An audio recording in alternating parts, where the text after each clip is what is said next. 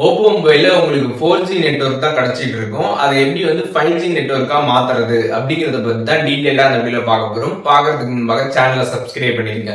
வீடியோக்குள்ள போலாம். ஓப்போல நீங்க 5G மொபைல் வந்து வச்சிருப்பீங்க. அதுக்கப்புறம் வந்து 5G அன்லிமிடெட் கொடுக்கக்கூடிய ரீசார்ஜ் பிளானுமே பாத்தீங்கன்னா நீங்க ரீசார்ஜ் பண்ணிருப்பீங்க.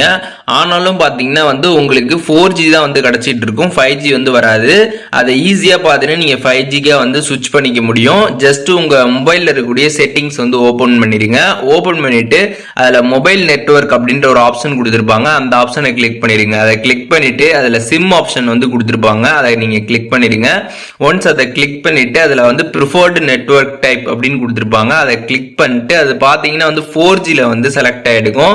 அதுல வந்து 5G ப்ரிஃபர்ட் அப்படின்றத நீங்க வந்து கொடுத்துருங்க. ஒன்ஸ் நீங்க கொடுத்ததுக்கு அப்புறம் செக் பண்ணி பாருங்க. உங்களுக்கு பாத்தீங்கன்னா வந்து அது 5G நெட்வொர்க்கா பாத்தீங்கன்னா வந்து சுவிட்ச் ஆயிடும். அதை நீங்க வந்து பாத்துக்கலாம்.